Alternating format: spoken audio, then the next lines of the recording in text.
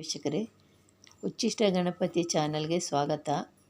ಈಗೊಂದು ಶತ್ರುನಾಶ, ನಮಗೆ ಪದೇ ಪದೇ ತೊಂದರೆ ಕೊಡ್ತಾ ಇರೋ ಶತ್ರುಗಳಿಗೆ ಅವ್ರನ್ನ ನಾವು ಯಾವತ್ತೂ ನಮ್ಮ ಕಡೆಗೆ ಬರ್ದಂಗೆ ಅವ್ರನ್ನ ಯಾವ ರೀತಿ ತಡೆಗಟ್ಟೋದು, ಯಾವಾಗ ನಮಗೆ ತೊಂದರೆಗಳ ಮೇಲೆ ತೊಂದರೆ ಕೊಡ್ತಾನೆ ಇರ್ತಾರೆ. ಶತ್ರುಗಳಿಂದನೇ ನಮಗೆ ನಾನಾ ವಿಧವಾದಂಥ ತೊಂದರೆಗಳು ಬರೋದು. ಆ ಶತ್ರುಗಳು ಉಂಟಾಗಬೇಕಾದ್ರೂ ಕೂಡ ಗ್ರಹಗತಿಗಳೇ ಕಾರಣ. ನಮಗೆ ಗ್ರಹಗತಿಗಳು ಕೆಟ್ಟಾಗಲೇ ಶತ್ರುಗಳು ನಮ್ಮ ಮೇಲೆ ಸುಮ್ಮನೆ ವಿರೋಧಿಗಳಾಗಿ ನಮ್ಮ ಮೇಲೆ ಮಾಡಬಾರ್ದಂಥ ಮಾಟ ಮಂತ್ರ ಕೃತ್ಯಗಳನ್ನು ಮಾಡಿ ನಮಗೆ ಕಷ್ಟಗಳಿಗೆ ಉಂಟು ಮಾಡ್ತಾ ಇರ್ತಾರೆ. ಆವಾಗ ನಾವೇನು ಮಾಡಬೇಕು? ನಮ್ಮ ಶತ್ರುಗಳನ್ನ ನಾವು ತಡೆ ಹಾಕಬೇಕು. ಯಾಕೆ ಅಂದರೆ ಮಾಡಲಿಲ್ಲ ಅಂದರೆ ಏಟು ಮೇಲೆ ಏಟು ಕೊಟ್ಟು ನಮಗೆ ಏನಾದರೂ ಅನಾಹುತಗಳು ಆಗ್ತವೆ. ಅದರಿಂದ ಶತ್ರುಗಳನ್ನ ನಾವು ತಡೆಗಟ್ಟಬೇಕು. ನೋಡಿ, ಈ ಯಂತ್ರನ ನೀವು ಒಂದು ರೇಖಿನಲ್ಲಿ ಬರ್ಕೊಳ್ಳಿ. ಒಂದು ರೇಖಿನಲ್ಲಿ ಇಲ್ಲಾಂದರೆ ಬೂರ್ಜ್ ಪತ್ರೆಯಲ್ಲಿ ಇದನ್ನು ಬರ್ಕೋಬೇಕು. ಬರ್ಕೊಂಡಾದ ನಂತರ ನೀವು ಇಲ್ಲಿ ಬೂರ್ಜ್ ಪತ್ರೆನಲ್ಲ, ಇದನ್ನು ಬರಿಬೇಕಾಗಿರೋದು ಬೇರೆ ರೀತಿ. ಬೂರ್ಜ್ ಪತ್ರೆನಲ್ಲೂ ಅಲ್ಲ, ರೇಖನೂ ಅಲ್ಲ. ಆದರೆ ಇದನ್ನು ನೀವು ಏನು ಮಾಡಬೇಕು ಅಂದರೆ, ಈ ಯಂತ್ರನ ಬರಿಬೇಕಾದ್ರೆ ನೀವು ಒಂದು ಇಟ್ಟಿಗೆ ತಗೋಬೇಕು. ಒಂದು ಮಣ್ಣಿನ ಇಟ್ಟಿಗೆ ಇರುತ್ತಲ್ಲ, ಆ ಇಟ್ಟಿಗೆನ ತಗೋಬೇಕು.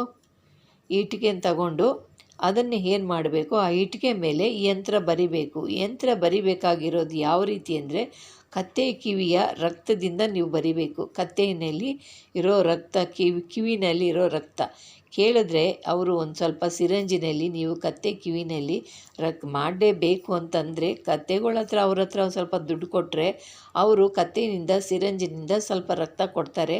ಆವಾಗ ನೀವು ಈ ಇಟ್ಟಿಗೆ ಮೇಲೆ ಈ ಯಂತ್ರ ಬರಿಬೇಕು. ಇಟ್ಟಿಗೆ ಮೇಲೆ ಯಂತ್ರ ಬರೆದ್ಬಿಟ್ಟು ನೀವು ಏನು ಮಾಡಬೇಕು ಅಂದರೆ, ಈ ಯಂತ್ರನ ಈ ಇಟ್ಟಿಗೆ ಮೇಲೆ ನೀವು ಯಂತ್ರ ಬರೆದ್ಬಿಟ್ಟು ಪೂಜೆ ಮಾಡಬೇಕು. ಅದಕ್ಕೆ ಪೂಜೆ ಪುನಸ್ಕಾರ ಎಲ್ಲ ಮಾಡಬೇಕು.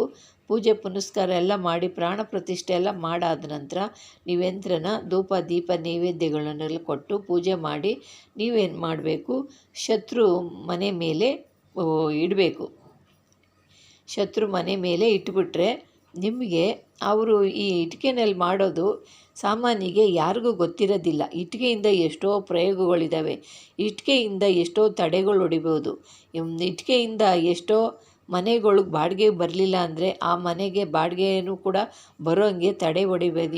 ಇಟ್ಟಿಗೆಗಳಿಂದ, ಮಣ್ಣಿನ ಇಟ್ಟಿಗೆಯಿಂದ ಮಾಡಿರೋಂಥ ಇಟ್ಟಿಗೆಗಳಿಂದ ಹಲವಾರು ಪ್ರಯೋಗಗಳು ಮಾಡ್ಬೋದು. ಹಲವಾರು ಸ್ತಂಭನಗಳು ಮಾಡ್ಬೋದು.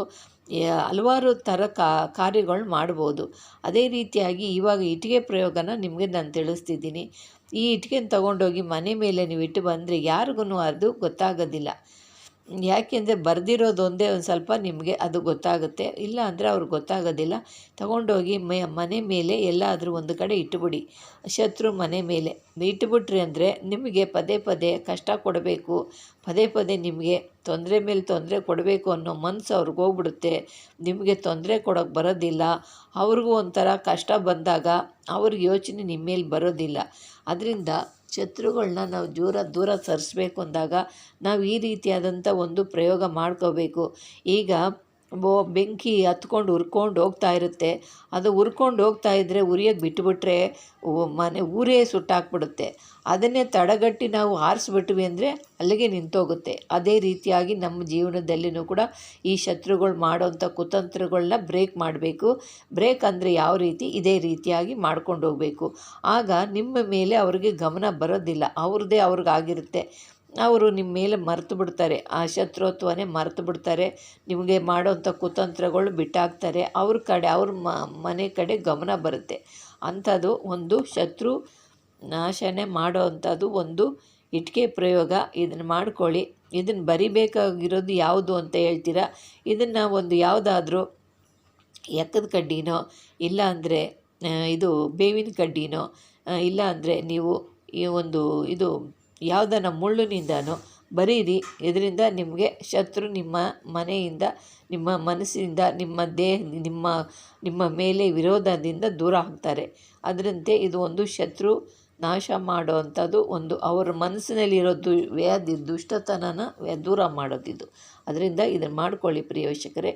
ಇನ್ನು ಇಂಥವೆಲ್ಲ ಮಾಡಿಕೊಂಡ್ರೆ ನಿಮಗೆ ಶತ್ರುಗಳಿಂದ ನಿಮಗೆ ಒಂದು ನೆಮ್ಮದಿ ಸಿಗುತ್ತೆ.